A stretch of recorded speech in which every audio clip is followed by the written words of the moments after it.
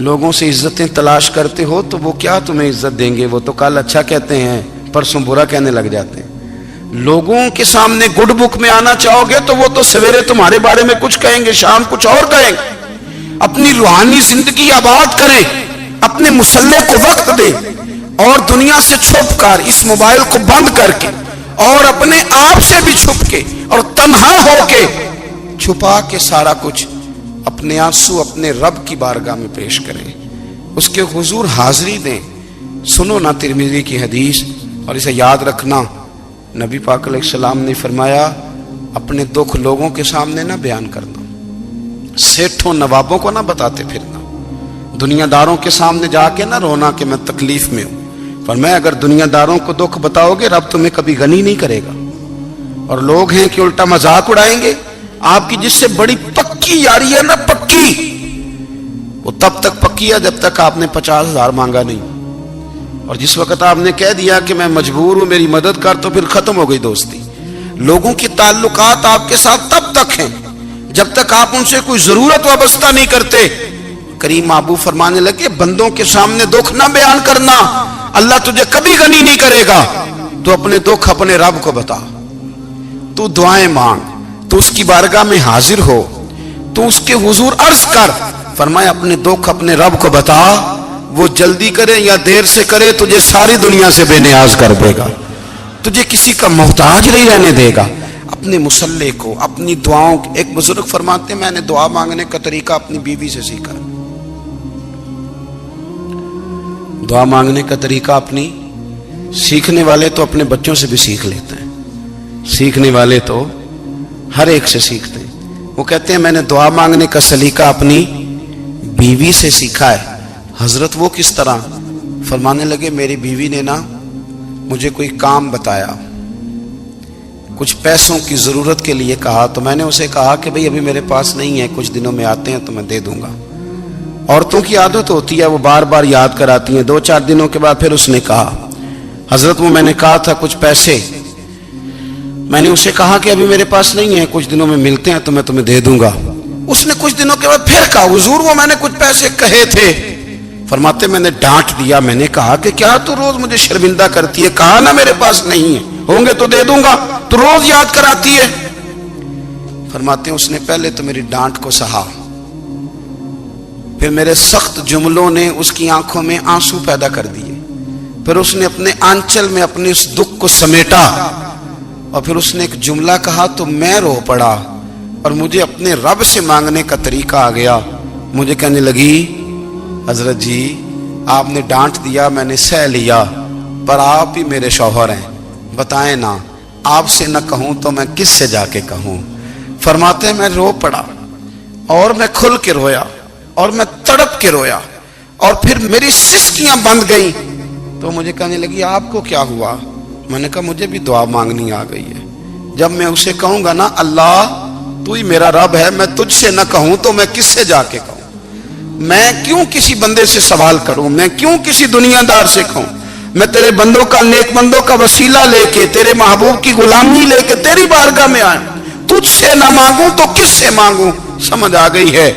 جب میں اس رنگ میں مانگوں گا تو پھر رب میرے اوپر بڑا ہی فضل فرمائے گا، وہ میرے اوپر بڑی رحمت کرے گا، وہ میرے لیے آسانیاں کرے گا۔ عزیز دوستو، ہم اس طرح کرنے لگ گئے ہیں کہ ہم نے نا اپنے تعلقات پر اعتماد کرنا شروع کر دیا ہے۔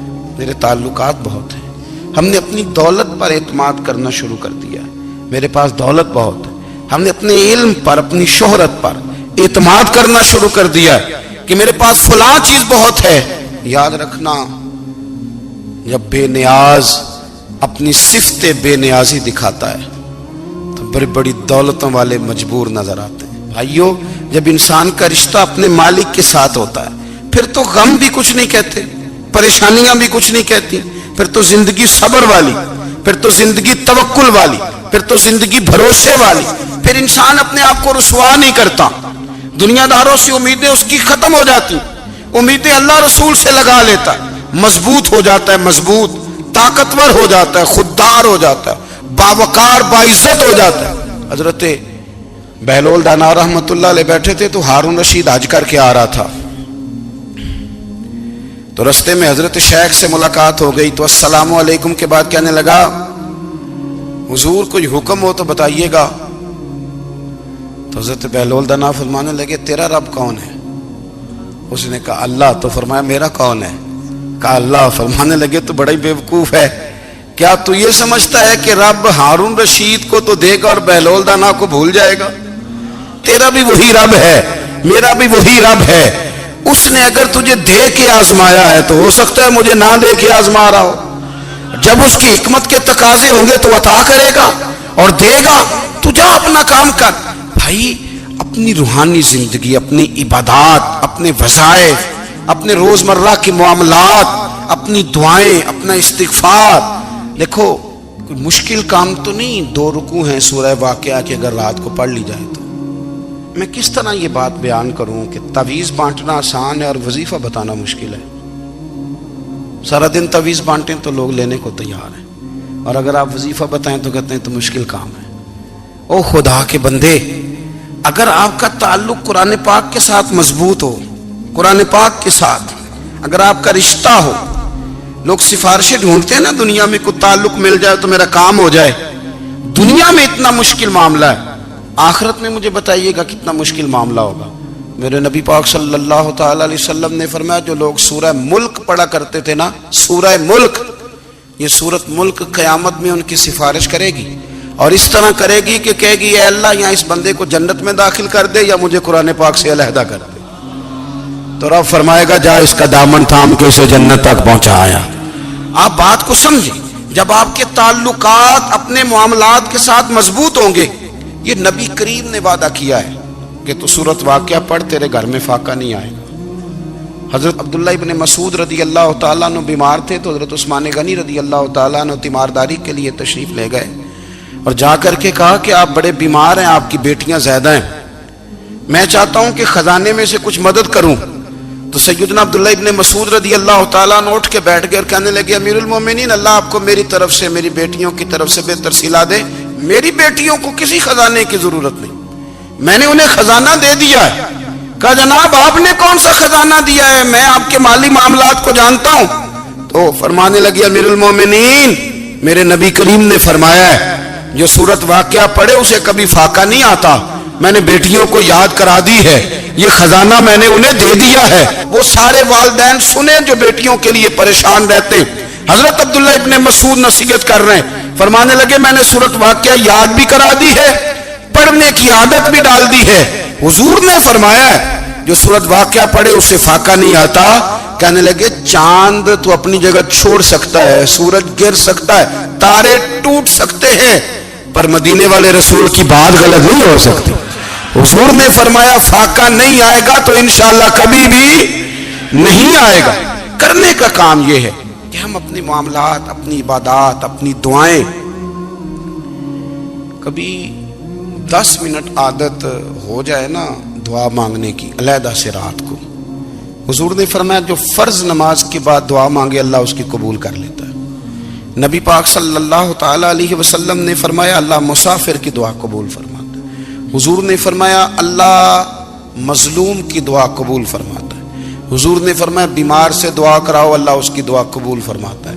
میرے نبی پاک نے فرمایا ماں باپ جب بھی اولاد کے لیے ہاتھ اٹھائیں، ویسے تے بلے شاہ تو آسمانی اڈدیاں ہی پھڑ دیں، جڑا گھر بیٹھا انہوں بڑھیا ہی نہیں. حضور فرمانے لگے ماں باپ جب بھی اولاد کے لیے دعا فرمائیں اللہ ان کی دعا کو قبول کرتا ہے. آپ اپنا تعلق بنائیں دعا کے ساتھ، عبادت کے ساتھ، مصلی کے ساتھ رشتہ بنائیں، استغفار پڑھیں. صلاح الدین ایوبی صلیبی جنگوں میں تھے، رات کو مسجد اقصی میں نماز پڑھی تو پریشان تھے. ایک بزرگ سے ملاقات ہوئی تو وہ کہنے لگے کہ آپ بڑے پریشان ہیں. کہنے لگے حضور پریشان اس لیے ہوں کہ پہلے ہی مسلمان کمزور ہے، اب میں نے سنا ہے دشمن کا ایک بحری بیڑا وہ جنگی سامان سے بھرا ہوا آ رہا ہے، تو اب ان کے پاس اور تلواریں اور نیزے آ جائیں گے، مسلمانوں کے پاس پہلے ہی وسائل کی کمی ہے، پریشان ہو کس طرح کر کے مقابلہ کریں گے. یہ بات کہتے ہی صلاح الدین ایوبی نے بزرگوں سے کہا حضور آپ بھی دعا کرنا، دعا کی بڑی طاقت ہے. میرے نبی پاک نے فرمایا دعا مومن کا ہتھیار ہے، دعا مومن کا، دعا مومن کا۔ حضور نے فرمایا تقدیر کو سوائے دعا کے کوئی چیز نہیں بدل سکتی۔ دعا مومن کا ہتھیار ہے، یہ کافر کے پاس کوئی نہیں، یہ ہتھیار ہے مومن کا۔ اللہ کرے آپ کو سمجھ آئے، پھر سنیں، کئی بار کہہ چکا ہوں، یہ ہتھیار ہے۔ کافر کے مقابلے میں جو تیرے پاس سب سے بڑا ہتھیار ہے وہ دعا ہے۔ دعائیں کرانی چھوڑ دی، کرنی چھوڑ دی، لینی چھوڑ دی۔ حضرت سیدنا انس بن مالک رضی اللہ تعالیٰ عنہ فرمایا کرتے تھے، میں نے وہ رنگ دیکھا ہے جب حضور دعا مانگتے تھے اور حضور کی مقدس آنکھوں میں آنسو بھی ساتھ ہی بہا کرتے تھے، میں نے وہ انداز دیکھا ہے۔ تو صلاح الدین ایوبی بزرگ سے کہنے لگے آپ بھی دعا کیجیے، اور خود رونے لگے اور سر سجدے میں رکھ کے رونے لگے، اور عشاء سے لے کر فجر تک روئے، خوب روئے۔ صبح وہ بزرگ آئے تو صلاح الدین ایوبی کا خوبصورت اور ہنستا ہوا چہرہ دیکھا، کہنے لگے آپ بڑے خوش ہیں، رات تو میں نے بڑے روتے ہوئے دیکھا تھا۔ تو کہنے لگے حضور وہ جو بحری بیڑا آ رہا تھا نا وہ پانی میں ڈوب گیا ہے، اب وہ نہیں آ رہا، ابھی خبر آئی ہے تو میں بڑا خوش ہوں۔ بزرگ کہنے لگے اٹھ سینے سے لگ اور سن ایک بات، وہ بحری بیڑا پانی میں نہیں ڈوبا، وہ تیرے آنسوؤں میں ڈوب گیا ہے۔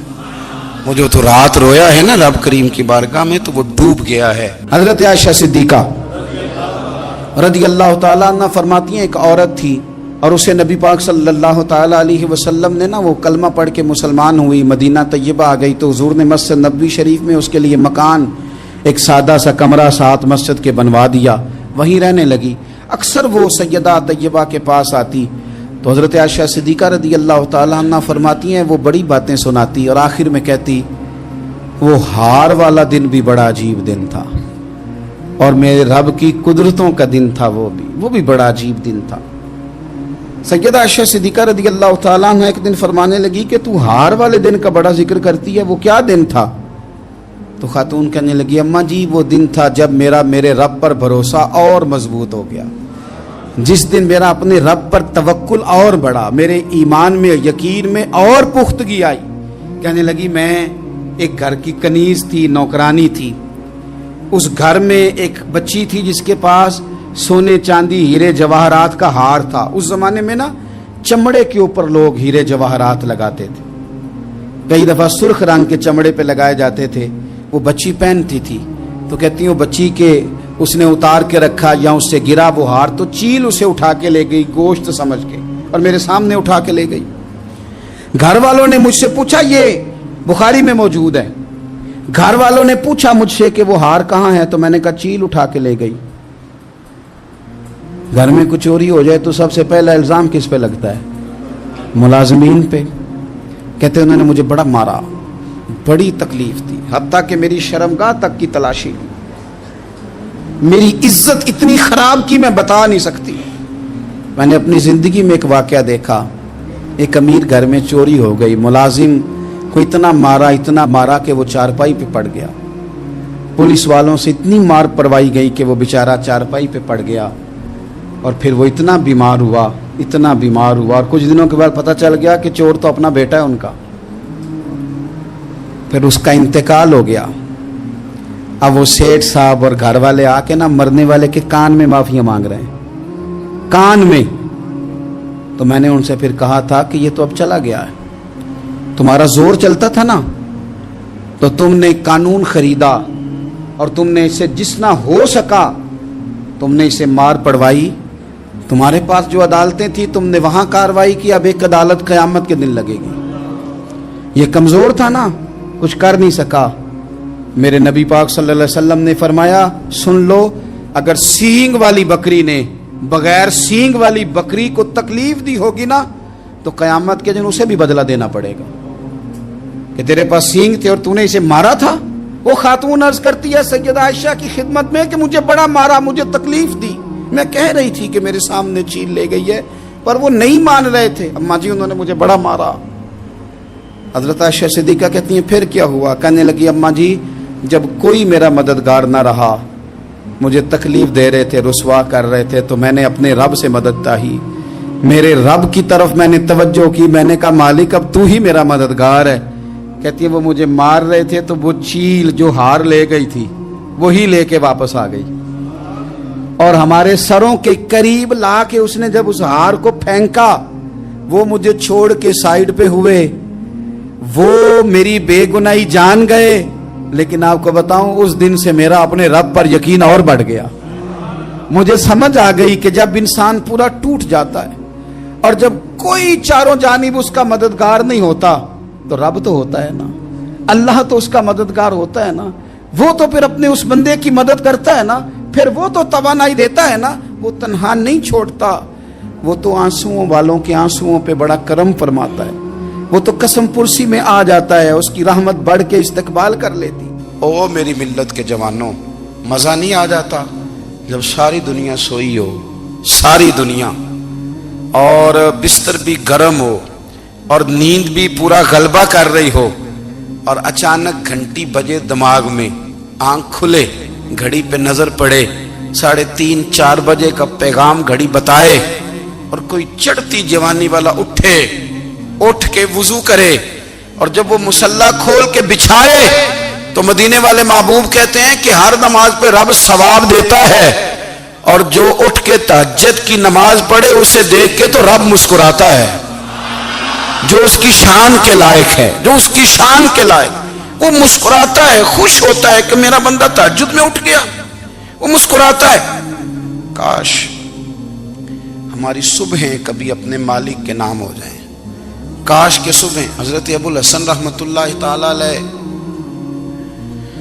हजरत माज इब्ने जबल रदी अल्लाह ताला अन्हु के पास बैठा करते थे।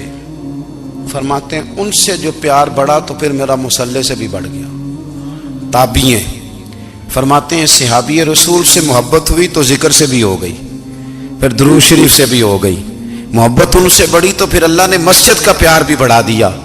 आप फरमाते हैं कि मेरी हर वक्त तबीयत चाहती थी कि बस अल्लाह अल्लाह करूं, बस अल्लाह अल्लाह करूं, बस ना मैं जरा थोड़ी जान छुड़ाऊं लोगों से, कुछ 10 मिनट मिले तो मैं कुछ 4 नफल पढ़ लूं, मैं थोड़ा सा ना बचूं लोगों से, और मुझे तस्बीह मिले तो मैं ना कुछ 400-500 दफा इस्तिगफार पढ़ूं, सुभान अल्लाह, अल्हम्दुलिल्लाह, अल्लाहु अकबर, ला हौला वला कुव्वता इल्ला बिल्लाह, मैं ना तस्बीहात पढ़ूं।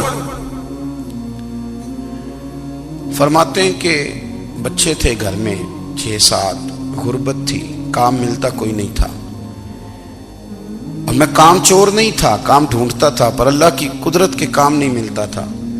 फरमाते हैं कि मैंने एक दिन अपनी अहलिया से कहा कि आज मैं फिर जाता हूँ काम ढूंढने, तो मेरी बीवी बड़ी फर्मा बरदार थी, पर उस दिन ना गुर्बत के हाथों तंग आके कहने लगी, आज नाना कोई तू चीज लेके आया, तो मुझसे बच्चों की भूख नहीं देखी जाती है, सब रोगां दा रोग मुहम्मद जिसदा नाम गरीबी, कंड बुला के लंघ जाते नहीं दोस्त यार करीबी, आज ना कुछ लेके आया तो मैं बच्चे लेके मेके चली जाऊंगी।